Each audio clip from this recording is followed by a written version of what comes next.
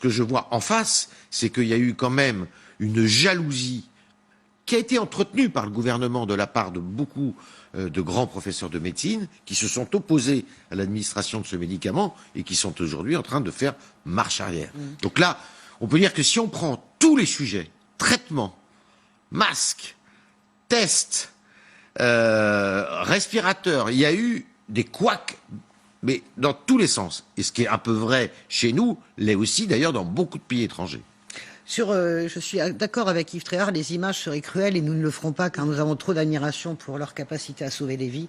Mais je pense à 2 ou 3 sommités médicales qui sont venus pas simplement sur ce plateau et qui sont aujourd'hui dans un changement radical sur les masques, un changement en 48 heures. Je pense à 2-3 professeurs en 48 heures.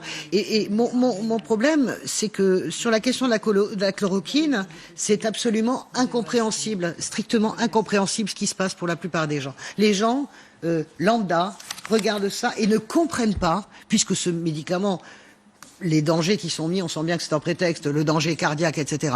Les gens ne comprennent pas qu'au moins on n'essaie pas ce médicament. Les gens, et c'est normal que les gens ne le comprennent pas. Moi, la belle première, je ne suis pas diplômée de médecine, je ne le comprends pas. Et quand vous avez finalement des médecins qui vous lâchent comme ça en coulisses, oui, mais de toute façon on n'en a pas. Eh bien, je redis, la puce à l'oreille, attention que nous ne soyons pas, là encore, comme pour les masques, dans un frein, parce qu'au fond, on n'a pas les stocks si d'aventure cette chloroquine s'avérait, en tout cas l'alliage du professeur Raoult. Le professeur Raoult, il a raison, peut-être Yves sur la communication, mais le professeur Raoult, il avance. Voilà, c'est ça. Oui. Il avance, et il Françoise, teste, désormais, il teste, il soigne, il guérit ou il guérit pas, parce que c'est quand même pas, il guérit pas les écrouelles. Il publie tous les jours ses résultats. C'est assez marrant de voir son compte Twitter. Il publie ses résultats. Il publie les résultats de l'université Johns Hopkins, qui sont formidables en temps réel.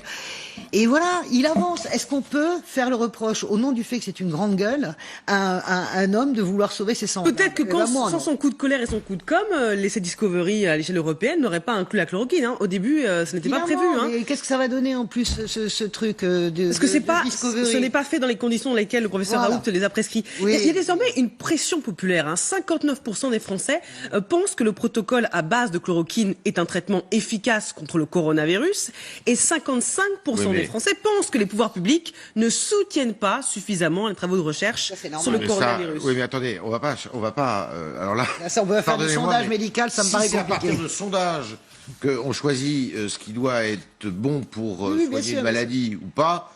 Là, je pense que là, pour le coup, on vire dans une espèce de démocratie d'opinion qui est non, mais personne n'est diplômé de médecine sur ce plateau. On ne peut plus dangereuse.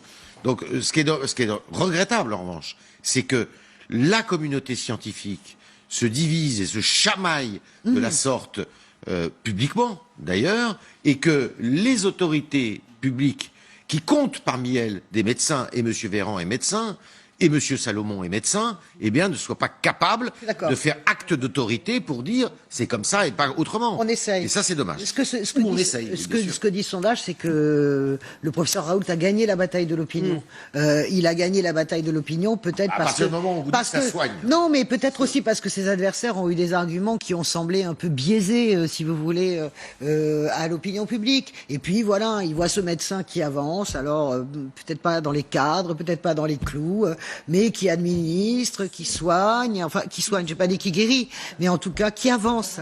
Voilà, il donne le sentiment d'avancer quand le sentiment général qui est donné est celui de tergiverser, en fait. C'est ça, c'est un homme en action. Voilà, donc il a gagné la bataille de l'opinion, dont acte. Mais vous savez, si c'est dans 15 jours pour repartir sur la chloroquine, comme on est parti sur les masques, là, si vous voulez... Non, mais attention sur l'opinion, parce que les gens, vous savez, ils sont pas anesthésiés. Tout est entre parenthèses. Les récriminations sont entre parenthèses, les revendications sociales, tout est entre parenthèses. Mais l'opinion, elle n'oublie pas. L'opinion, elle note, elle coche. Masque, préfet l'allemand aussi, qui va faire des dégâts terribles dans l'opinion. Préfet l'allemand sur ses discours, sans aucune sanction pour le préfet.